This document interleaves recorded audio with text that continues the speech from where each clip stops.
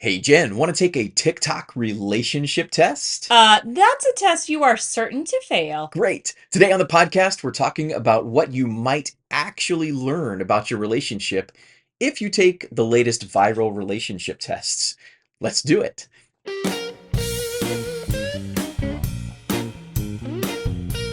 Welcome, friends. Welcome. We're Matt and Jen, and this is the Intimate Covenant podcast, where we believe the Bible and great married sex both belong on your kitchen table.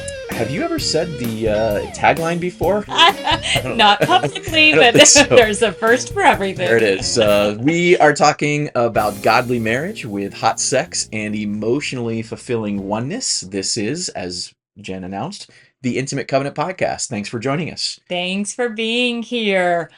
If you're looking for more information about Intimate Covenant, if this is your first time to the podcast, welcome. Thank you for being here. You can find out more about Intimate Covenant and Matt and Jen, that's us, at our website, intimatecovenant.com. And as always, we invite your participation and your feedback to the podcast. If there's something you'd like us to cover, there's something that we get wrong or right, let us know. Podcast at intimatecovenant.com. So, if you're on social media at all, you've probably seen the viral relationship tests. And I am not on a lot of social media, but I did get into this a little bit. You dug. You I dug. dug into You it. dug into the I relationship found test. I found all kinds of relationship tests on TikTok and other social media platforms, including the water test, the strawberry test, the David Beckham test, Oh. the forest test, and the moon phase test. Oh Uh, my, maybe you have heard of some of these. Maybe you've even taken some of these tests, or perhaps you've challenged your spouse with some of yes, these. more likely you've challenged your spouse with some of these. I'm just going to burst everyone's bubble right now. You won't be surprised to find out that most of these tests are as reliable and as helpful as the "What Disney princess are you?" tests. What did you take that test Never taken that test. I've also never been sorted into Harry Potter. Harry You Potter. don't even know the I name don't of even know it. what that means.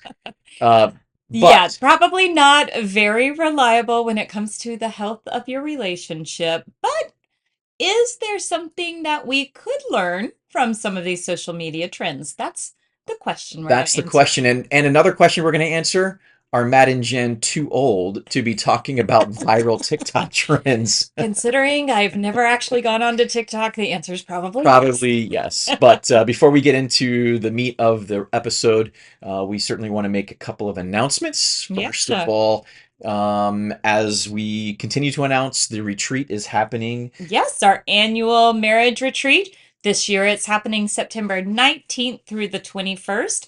That's held here in the Houston area, Northwest Houston area, Yep. and right outside of the Woodlands. And we do have a few, as in a small handful of spots remaining. So if are at all on the fence, you're considering coming, we can still take you, but the clock's The ticking. clock is definitely ticking, and we certainly want you there. So please register if you want to come. You can reserve your spot for just $200 deposit Yeah. and pay the rest down the road. But definitely get on that if you want to join. We are running out of room. Where do Uh, they go to join, Matt, or to uh, find more yes, of information? course, intimatecovenant.com/retreat. There it That'll get is. you all the information. If you just want more information, you want to learn more about what to expect, go there or just email us. We'll be glad to talk to you about it. Yes. The other thing we want to announce is that we have once again been honored, been asked to participate in the Dating Divas Marriage Bundle. Hmm. This is our third Third year. third year to be contributors to the Dating Divas Marriage Bundle. If you've been with us at all, then you've heard us talk about this the past 2 years. But Dating Divas is a great website, just in general provides Tons a lot of of amazing resources. great Yeah. resources to help keep the fun in your Yeah. marriage. Yes. But they once a year put together a marriage bundle. They invite lots of different contributors to contribute all sorts of Yeah, different contributors who are books and much different. more fun than we are, much smarter than we are, but somehow we get lumped into that, and we're honored to be asked to contribute to that bundle. But they put together a bundle of resources that's Mhm. worth easily over $400, and they sell it all for like $20. It's So, going to be cheap. That will go live on June 17th. yep. This year, we have contributed a brand new e-course that we have put Ta-da! together. Yes, Uh, drum roll. yes, brand new e-course. We are calling this e-course Make Better Connections. Mhm. Understand what your spouse needs and why you sometimes miss. So it's worth the cost of the marriage bundle just to get our e-course. How Uh, do you like that for I mean, tuition? we would think so, but it's a nice little course, including some conversation starters for you and your spouse to really kind of dig deep into sometimes the conflict that you're having and why you're having the conflicts Mhm. and how to reframe those conflicts into an opportunity for growth. And So, speaking of e-course, the e-course we created for last year's marriage bundle, it is for sale on our website. We yes, have not done a very good job of promoting maybe that. not. Yeah. But if you're curious about what we mean when we say an e-course, go to our website and you can find it there. That one was titled, What does sex mean to my spouse? that's the title. That's the one. Yeah, so you can find Also, that there. yeah, also, hopefully, I think pretty insightful. And again, it is a tool to help generate some very helpful conversations. Maybe some conversations and I would expect some conversations you maybe have never had with your spouse. That's right. So that again, worth its weight in gold when you have those conversations with your spouse that you've never had before. So all of that is available on our website, Yes. intimatecovenant.com. All right, Matt, let's So get into today's episode. So viral TikTok Viral TikTok. videos and relationship tests. Yeah. Let's be clear. Most of these relationship tests are bogus attempts to evaluate your spouse's loyalty and or devotedness. Yeah. They are motivated almost entirely by jealousy and selfishness and fear. At least that's what they prey on.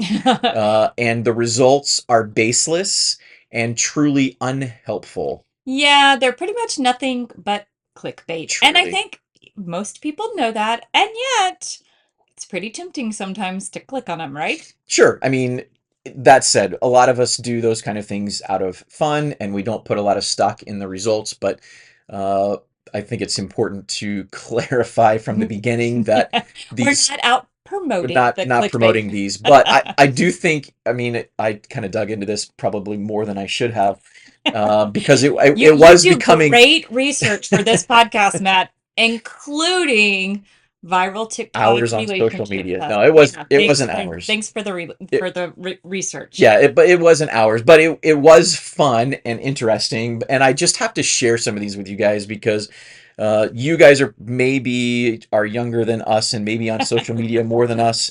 Maybe you're the target audience for these things, but I wanted to share some of these because I just thought they were so crazy. I could not believe where they come up with this stuff. So one of the relationship tests I came across is called the strawberry test. Okay. I like a Okay, strawberry, so. well, then you're going to fail this test. Oh no. The strawberry test is a series of 4 questions, which are supposedly, and I emphasize the word supposedly, a psychological evaluation of your spouse's loyalty. So, All from a strawberry. Okay. yeah, so you ask your spouse these 4 questions. The first one is, you're on a walk and you spot a field of strawberries. Yum. You're hungry, Mm. and only a fence stands between you and the berries.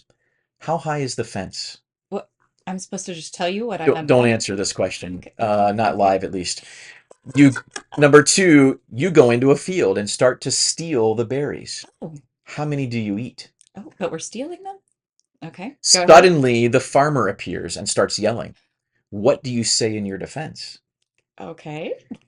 after the situation is over, how did the berries taste and how did you feel about stealing them? Oh my. And all of these questions are evaluating our marriage? Yes, because guess what? The height of the fence symbolizes your level of self-control, preventing you from cheating. Oh goodness. Yeah, don't answer these questions out loud. Wow. Yeah. The number of strawberries is supposedly the number of people that you could love at the same time. Oh my.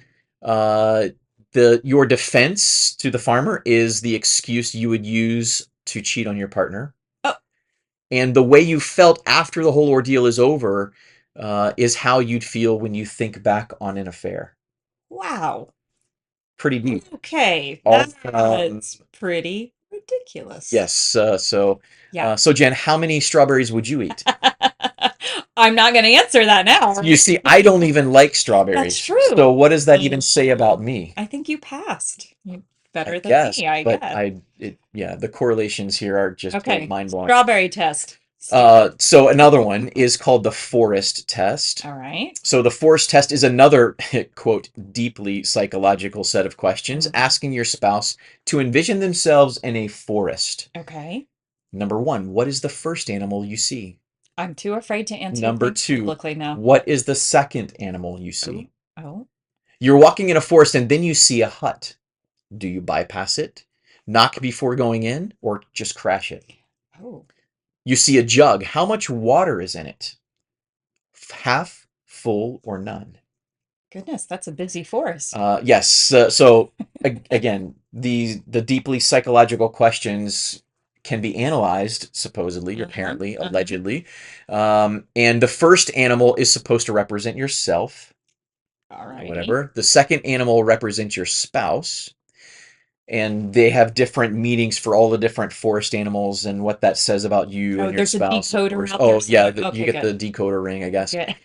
The hut represents their level of commitment to the relationship.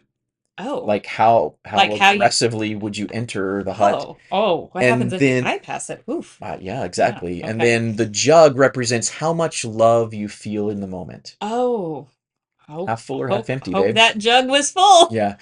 Uh, Okay, so again, forest test. I mean, you can see why these tests are Not so reliable. popular because they just feel so deeply I insightful and structured in a way that you just get such true, honest feedback. I am clearly not the targeted audience if that's what I'm supposed to be feeling. Yeah, same. Then finally, and Oh, there's many more, one but more. there's just one more that's Okay, just so good. good. Okay. It's called the moon phase test. Okay. TikTok even like integrated an app to help people take this moon phase Oh no. test. You Um, know that's where the hackers exist, honey, when I you click on the Yeah, apps. that's how the Oh Russians are boy. gonna get us, or Chinese, I Well, guess. well, well. So here's the thing: you're supposed to look up the phase of the moon Uh-huh. when you and your spouse were born. Oh. When you each were born, obviously, unless you were born the same day. But the phase of the moon Oh, when I you bet were that born says something and when your spouse very was good or born. very bad if you're I born on the Yes. same day. Okay. Well, here you go. So the closer these phases align, Uh-huh. the more likely it is that you're going to be soulmates. Oh, how sweet. So Are we I soulmates, Matt? I looked this up for us. Good, I couldn't good. resist. Okay. Turns out our moon phases are exactly 1 week out of alignment. Oh, is that bad or good? I don't know what that Oh, means. oh, Jen was born under a full moon. Did you know oh, that about I did yourself? that. Does that say anything about it, Yeah, about you? no, I don't think it does. But Okay. full moons. I was born during a waxing gibbous Oh, you, just before the third quarter. yeah, no, you lost me. Okay. Interestingly, though, I have no idea what this means about us. Okay, It means that we're 1 quarter out of phase with each other. oh, well, Does that describe our relationship in I don't general? know. Next time there's conflict, I'll remind you of the Okay. moon. We'll have to I see have what no I don't know idea. what is the moon phase right now. All Maybe that would right. say So, something. Matt, this has been riveting content so far. Where are we going with this one? That fun, true, but obviously ridiculous. I mean, Exactly. it is not hard to imagine why these kind of things go crazy on the internet, though, I don't know. because no, I don't I get it. think because they appeal to our desire as human beings to oversimplify very complicated dynamics, right? Okay. Now you're getting We dangerous. are desperate, I think, for both security and drama Mm, at the same time, and that's true. exactly where these things come into play. True. I will say, however, There are two tests, and this is really what kind of triggered for me the whole deep dive into relationship Yes. tests. Yeah. Is there are in fact two tests that caught my attention Hmm. because I think at least on some small level they might actually have something to do with reality. Yeah, I remember when you came across at least one of these tests and you started explaining it to me, and I was like, well, that sounds like a podcast. Yeah, So, exactly. So so here we are. Are you curious what the are tests you are? curious which ones? Well, it's not the forest test or the moon This phase test or the or strawberry. Yeah. strawberries, Okay. but it does have to do with fruit. It does. It is the orange peel test. Uh-huh. Maybe you've heard of it, maybe not. But here's the test is you, out of nowhere, Hmm. ask your spouse to peel an orange for you. Just randomly. Just Randomly, has nothing to do with anything that's happening in the will moment you or will at the you time. peel an orange for me? Yes. Hmm. The test is supposedly that if your spouse does that for you willingly, that suggests that your relationship is on solid ground. Okay. The reasoning is, at least according to the expert social media Oh, influencers, yeah, they're the experts. is Mhm. that if your spouse is willing to do small, meaningless, and inconvenient tasks for you, Hmm. then they must be truly invested in you and in the relationship. Oh, okay. And the second The test? second one has nothing to do with fruit, but it does have to do with birds. Oh, you like So birds. I do like birds, Hmm. and This is as what appealed to you. it's at least what caught my eye initially, Uh-huh, yes, uh-huh. that this was about birds. By the way, this bird test he's about to describe is like my everyday life. So I've already passed the bird test. Go That's ahead. probably true. Okay, but at least as it is described, at least as I saw it described in Hmm. the social media realms, The the tickety bird talk. test, the tickety talk, yes, Keep going. the bird test is where when you stand at a window, Uh-huh. your spouse is in the same room, but they are not occupying the same close location, right? You're standing in the room together, and you are staring out the window, and you point out a bird that you see that is outside. Are you supposed to find an actual bird or do you lie and pretend like there's a Well, bird? you're gonna have to deal with your own conscience on this. Okay, you're stressing me out. Okay, yes, you point out a Point bird, out a bird, and then what? and if your spouse responds with any degree of interest, Hmm. like, "Oh, honey, where?" or "What kind of bird would that be, hun? What does that look like?" or "How did you learn so much about birds?" Whatever. If your spouse responds with some degree of interest, then there is a good chance that your relationship is on solid ground, according to the internet relationship experts, of Well, course. there's a lot of them. All right. But of all the crazy viral relationship tests that you've come across, there might be a little bit of validity to these last two that you just mentioned. I feel like these last two are at least loosely based on some actual real science and some sound reasoning. So we're going to go there. And if you are still listening, if you've stuck around, maybe we're going to provide you some actual content here. Okay, let's dig into this in a little bit more serious nature, or at least in a more practical and helpful nature. Um, when I refer to science, you can't refer to relationship science without referring to really the pioneers Hmm. of more modern relationship research, and that is John and Julie Gottman of the Gottman Institute. Hmm. They wrote a fantastic. They've written several, many books. One book that we can um, unequivocally recommend is called The Seven Principles for Making Marriage Work. Yeah. You haven't read that book, you ought to. It's very helpful, very insightful, and based on really their literal decades of research studying literally hundreds of married couples. But one of the most important concepts from their research that they have determined over the many, many hours of examining and watching couples, one of the most important concepts in determining the long-term success of a marriage is this idea of receiving and bidding for connection. Hmm. They use phrases like turning towards or turning away Hmm. from your spouse. And again, the Gottmans have been doing this for a very long time. And they use phrases like making bids for connection or turning towards your spouse. This is all about extending offers for connection. Hmm. to your spouse. So one of Right. you is throwing out these bids for connection, such as, hey, there's a bird outside, There you right? go. It's a Right? bid for connection. So physically, this can look like a kiss Hmm. or an offer for a hug or snuggle or a pat on the back, like a purposeful touching Yeah. of your spouse. It's also verbal. It can look like an offer for conversation, like how was your day? Or what are you thinking? Or look at this bird, right? It is expressing a desire to connect, whether that's physical or verbal. Yeah, absolutely. And in specifically in some of their research, they published in one long-term study that they did of newlyweds. So they took dozens, literally, of newlyweds. They studied them, and then 6 years later, they did some follow-up, like who is still around, who is still together, Mhm. who is happily married, who's divorced, who's not happily married. In After the 6 years, what they found is the couples that stayed married to each other were the couples who initially were turning toward one another an average of 86% of the time. So Mm, 86% of the time, when one couple made a bid for connection, the other couple responded positively to that bid for connection. mhm. Couples that divorced 6 years later averaged only 33% of the time. Which, when you put it in the terms of percentages like that, it makes you think, what would be the percentage in my marriage? That's exactly what I'm getting at. Like, Right. what does that look like in my marriage? Hmm. Am I hearing, am I responding to, in a positive way, my partner's, my spouse's bids for my connection? Am I Right. doing that 9 out of 10 times?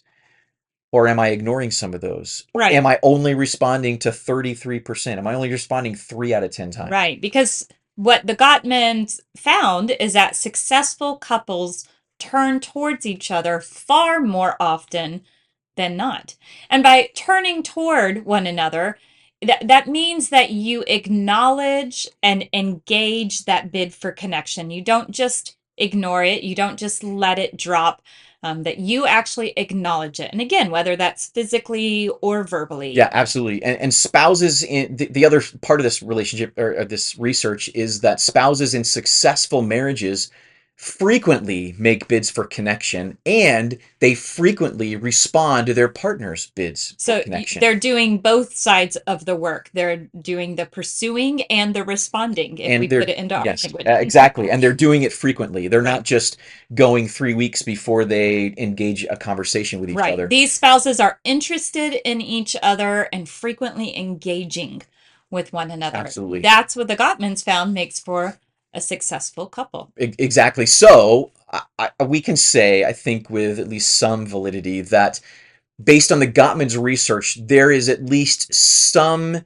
truthfulness or something that is true about the bird test and the orange peel test, at least on some superficial level, because in each of those tests, you are supposedly gauging your partner's willingness to respond to a bid for connection. Hmm. And that's what's being tested there. Now, is a bird and an orange peel the best way to assess your partner's interest in you? That's maybe another conversation, but at least it invites some conversation. It invites some important conversations, I think, about the value of making these frequent small connections in our relationships. Hmm. It's not about the one big thing that you did for your spouse this week.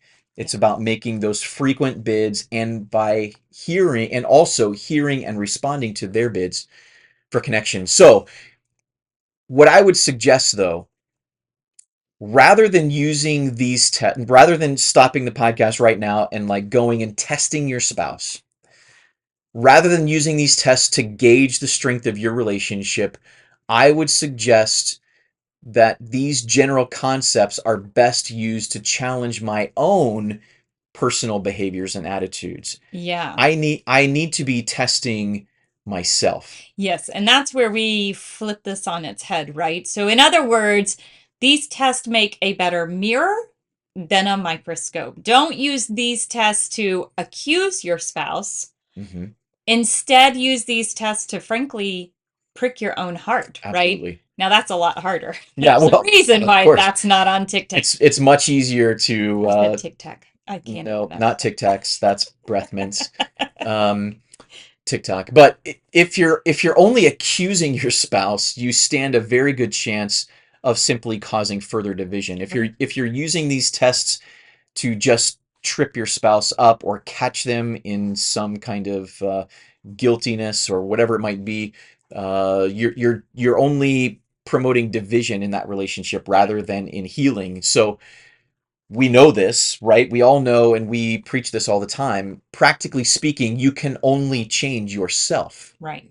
right? Right. So these kinds of tests that focus on my spouse's shortcomings are rarely helpful, and they never realistically assess the nuances of your own relationship dynamic. Right. They only tell you about oranges and about birds. They don't tell you a lot more about what's actually happening in your relationship. Mm-hmm. Because relationships are just far more complicated than just a single narrow moment in time, right? Yeah. And so your spouse deserves a little bit more benefit of the doubt than that. Uh, they may not be able to peel an orange, or they may just simply hate birds. They love you, but they may hate birds. So, there's too many variables that these tests don't account for. Well, and so I think instead, a better test is one that examines your own self inwardly. So the question is not how would my spouse respond, but how would I respond Exactly. if my spouse tried to interrupt my personal time with a comment about a bird Yeah, in our backyard? absolutely. How would my spouse respond?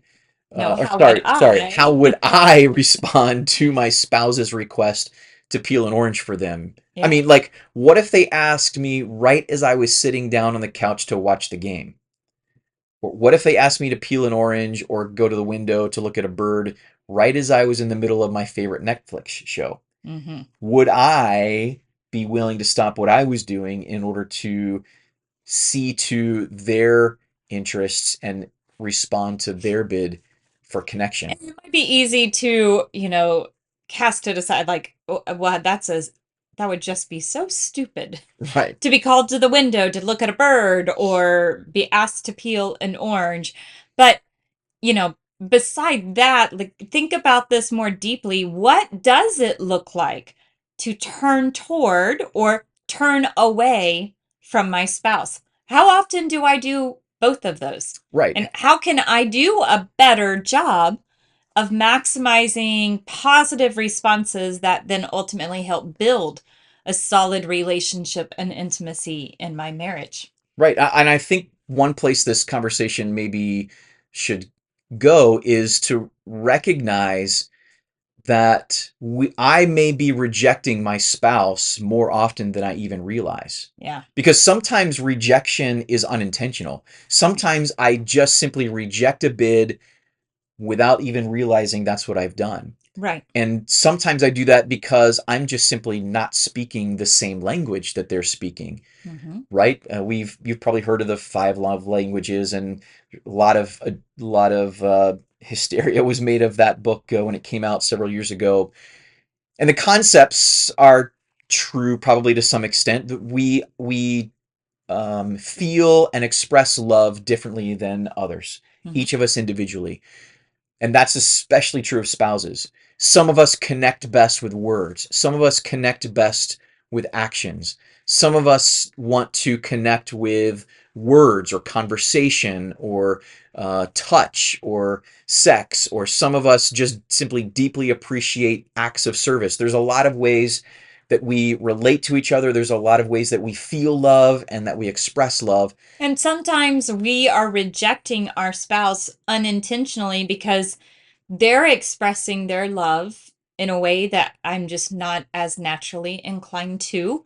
And so I'm missing the fact Mhm. that they are putting out that bid for connection in a different language, if you will, Yeah. than what I'm drawn to. Absolutely. And a lot of times we unintentionally reject our spouse because we just don't appreciate the importance of the language that my spouse is using. Right. That they're trying to initiate connection in a place, and I just don't really feel like it's that important. How could it be that important? I mean, if your spouse initiates a conversation, even if it's about birds or honeybees, they're trying to share something with you that is far more important in that moment than just some specific boring piece of information. Yeah. They're trying to build connection with that. They're trying to connect with you on some level, and often we just don't realize that we don't think, we don't We appreciate don't that it's that important. value that moment Right. of them seeking connection. I mean, a quick kiss or a simple touch, a request for a touch, that might seem really insignificant to me. Or even inconvenient in the moment, Exactly. right? But to my spouse, it probably means much more. I mean, if they've initiated, that alone tells me this means something for them. And therefore, it's important to them. And I need to make it important to me. Yeah, for sure, for sure. I don't need to become a professional ornithologist. Oh, good. That's someone who studies birds, right? If my spouse wants to talk about birds, I don't have to become a professional in that.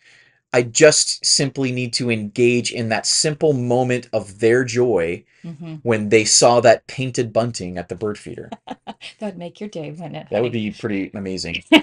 In reality, it's not much investment to really celebrate my spouse's interest. It's not much investment. It doesn't require that much to lean into a quick hug or a kiss. And yet, most of the time, how do we respond to that? I think we've got to stop and recognize, what are we doing with our spouse's Yeah. bids for connection? And if I really viewed it in the sense that you know, I'm rejecting my spouse, I probably would take it more seriously. Right, And right. that's why We don't think of it yeah, though as being that right. serious. I'm not doing it on purpose, but often I just have to step outside of my own world and step outside of my own interests Hmm. so that I can see my spouse better. Hmm. I need to retrain myself to hear their bids for connection and make that little bit of extra effort to connect in that moment. Yeah. So sometimes those rejections are unintentional. We're Sure. just not recognizing the importance of And those moments. But probably for most of us, most of the time they're yeah, unintentional. And I think that's probably where most of us have the most work to do. right. But Sometimes, though, rejection is intentional. and that's the darker side of ourselves that sometimes we don't really want to confront It, or acknowledge. yeah, if you stop and think about, my spouse asking me to peel an orange, it maybe says something if my first answer is, what? That's Why? stupid. That's so stupid. Yeah. You're more than capable of doing that. Why would you want me to do that?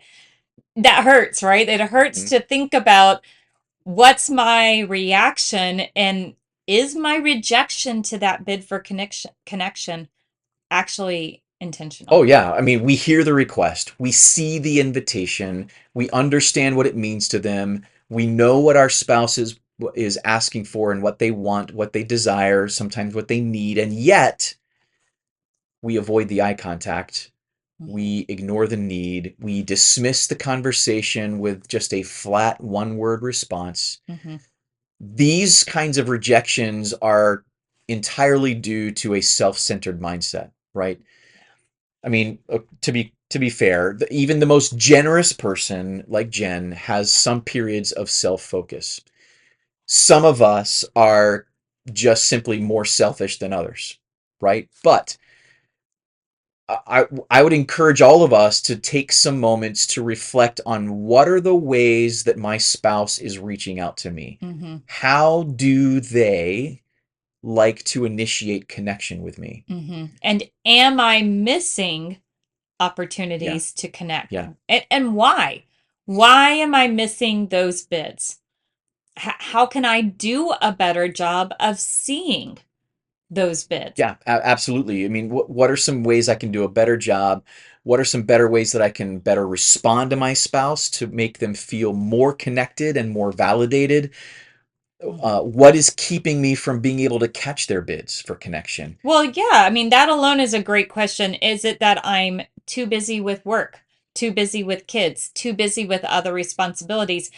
Is it that I view myself as too busy because I haven't prioritized making and those connections Yeah, with my I'm spouse? just distracted by too many other things. Hmm. Am I? And another part of this, again, everything is way more nuanced than an orange peel. Um, am I bitter against my spouse due to past conflicts or due to the fact that I feel like they've been rejecting my bids? Right. And so I'm holding myself back to avoid engaging with them in any way. Yeah. So there's lots of reasons why we do these things. We are not always as altruistic as we would like to believe that we might be. Hmm. Often we have some sinister motives. But I think it's so healthy for us to stop and think, how many bids am I missing both intentionally and Mhm. unintentionally? And it's interesting to me that the Gottman's research wasn't really about missing intentionally missing versus unintentionally missing. It was just about missing the bids or Right, catching the bids, right. whether that's intentional or unintentional. So even that unintentional miss of a bid can have a really negative effect. Therefore, I need to prioritize watching for when my spouse makes that bid for connection. Yeah, absolutely. Absolutely. So let's talk about just some practical ways to turn towards your spouse. Yeah. What are some ways that we can do a better job, some practical ways to really put this into practice in our own response? And Mhm. I kind of alluded to one of these earlier, and that is when your spouse asks you a question, a one-word response is almost never sufficient to get where they're going. Mhm. Um, it's never helpful. It's never connecting at the very least. It's never going to build relationship if your spouse asks you, "How was your day?" and you say, "Fine." Yeah. No connection happened there. I mean, we all understand, like, when you get a fine like that, it doesn't make you feel anything, right? Warm or fuzzy, especially. I mean, you didn't learn anything. Right. Or your spouse tells you something that happened today, like, little Johnny, I don't know, did something today, and your response is, "Huh, Yeah. cool." Yeah. That, again, no connection was made there. Instead, instead of a one-word response, you could say, "Tell me more about that." Mhm. Or, "How did that make you feel?" Mhm. Or, "What was your favorite part of your day?" Mhm. Those kinds of open-ended responses now lead to a chance for both of you to share something in that moment. Right. Share words, share experiences, share feelings, share emotion, and that is how you build connection. Right. And I think, way to turn towards one another, and you talk about sharing, is sharing eye contact. Oh, good one. Make eye contact and make eye contact often. Eye contact is incredibly vulnerable. And we've talked about that before on a previous podcast. There's a whole episode on it, I think. We did, but I thought it was, I mean, as we were preparing that episode, I remember thinking, oh, he's making eye contact with me way more than normal, and I don't know what to do with that. It is very vulnerable, It's and we recognize that when you're upset at someone, even subtly, that's one of the first physical signs. Like, Yeah, you just don't really want to make that eye contact. So turn towards your spouse by making yourself make eye contact right, with them. right. Another great way to make more connections and turn toward your spouse is to turn everything else off, Mm. right? Turn off your phone, put it down, turn off the TV show, turn off the ball game, turn off the laundry, even. Turn off the things that are distracting you from being able to connect and hear your spouse. Well, and that's all about priorities, Yeah, right? Yeah. yeah, And literally turn toward your spouse. Body language says everything. yep. Be willing to actually face your spouse, actually occupy the same space. Yeah, I would say put yourself in close proximity, right? It's much easier to connect if you're both sitting beside each other on the couch or you're sitting beside each other at the table rather than across the room from each other or in separate rooms, right? You Hmm. you can't hear bids for connection. You can't make bids for connection if you're not in proximity. Right. Another one is find some small tasks to do for your spouse. Yeah. Just, Particularly if your spouse is just someone who is always giving and doing for you, guess what? That's probably how they're trying to tell you that they love you. hmm. And that's also how they will feel love and feel appreciated, Right. is if you do some things for them. Yeah. When your spouse asks for a favor, do it right away. Mm, Stop saying, just a minute. If you don't actually have to, would it really actually hurt you to not catch that play in the game so that you can help your spouse yeah. with whatever that they're asking for? You I don't mean, have to finish the viral relationship test before you help your spouse. In yeah, fact, you'd be better connected if you didn't, right? right, right. Um, I think another great way to turn towards your spouse is be willing to, we talked about engaging with one another physically, but don't be the first to pull away from a kiss or a hug. That's a big one. They say this is actually really, really good with your kids. Don't be the one to first pull away. But if it's good for your kids, it's even better for your marriage. I will tell you, many of your relationships will improve Hmm. if you stop being the first one to pull away. You will experience something different in those Hmm. moments and in those connections. Um, Now, if you're both playing that game, it could take a while. That's true. If you're both But listening to this podcast. even if it's just extending that hug or that kiss just a little bit longer Yeah. makes a difference. Yeah, and just find ways to touch more. Mhm. We just kind of already alluded to this, but sit closer to each other, Sure. hold hands, touch when you pass in the house. I mean, in public, stand next to one another, put your hand in his arm or have him, put his hand on her back. I mean, Yep. just the little ways to touch, that alone builds places of connection. Yes. In general, it's probably helpful just to stop and think about the ways that your spouse tends to reach out to you. Hmm. How do they initiate connection? Hmm. For example, if your spouse is the one who's constantly connecting and asking questions of you, maybe stop and think about a couple or a small list of open-ended questions that you could ask. And Uh, you engage them for a while. Yeah. you engage them with some questions, maybe just one question. I'll tell you, if this is the way that your spouse connects and you don't, you will blow their mind if you just come up with one question every week and ask that question. You will blow their minds and they will be into it. I can tell you. Yeah. Or if your spouse connects with physical touch, you be the one to initiate that hug, initiate that kiss, and not just in a, I got to check this off my to do list kind of way, but in a really meaningful way. Lean into it. Men make it last a few more seconds longer Yeah. than usual. Take a moment. And again, this is another way to really make those connections, but just take a moment to offer gratitude and praise for your spouse. Hmm. Compliment them for something that they did well today. Congratulate them for accomplishments, even small things that they've accomplished today. Hey, you got the laundry done, or you made it to work on time, or whatever it is. Even small things. You kept the little people alive today. Everybody's alive at the end of the day, right? I mean, thank them for something that they did for you. Yeah. That is a huge way to build connection and turn toward one another.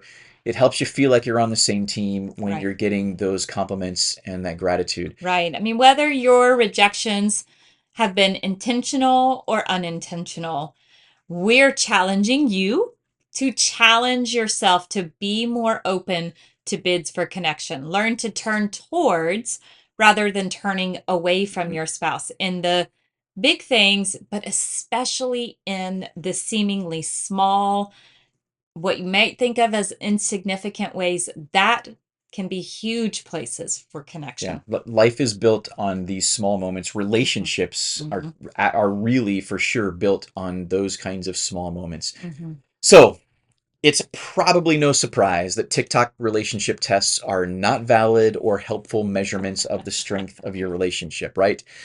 So you can stop panicking if your spouse failed the strawberry test or the moon phase test or whatever. And I'm confident that you, our listeners, are smarter than that. Again, a better test to ask yourself is, would I pass the orange peel test or the Mm. bird test? Mhm. Perhaps stated more intelligently, though, am I inclined to turn toward or to turn away from my spouse? That's the real question. Right. Does my spouse feel like I have a genuine interest in them and their well-being? Or do they feel disconnected, rejected, or lonely?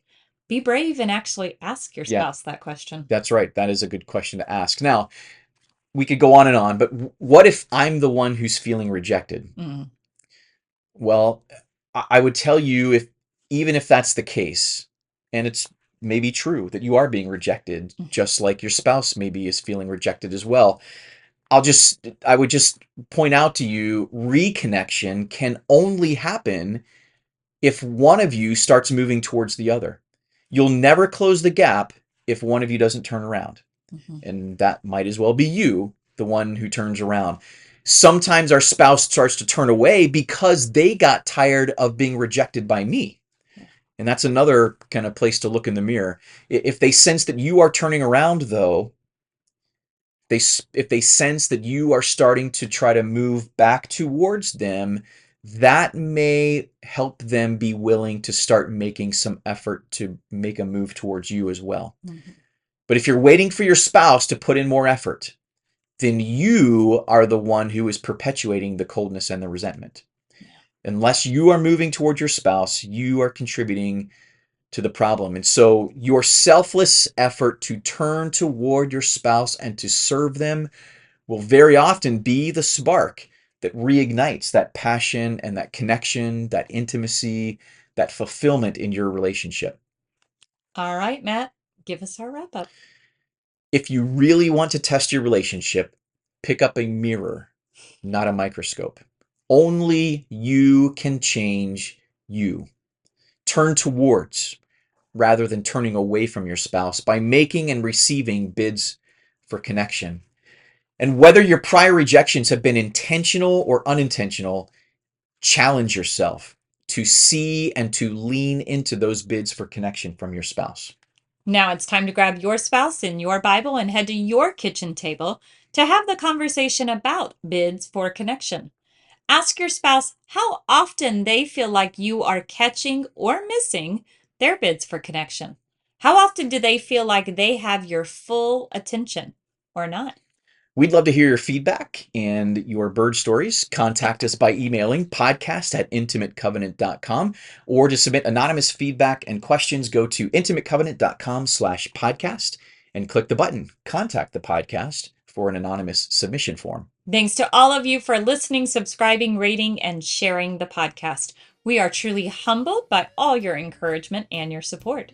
Thanks especially to our Patreon subscribers for coming alongside us in a very real way. If Intimate Covenant has blessed your marriage, we'd love to have you join us.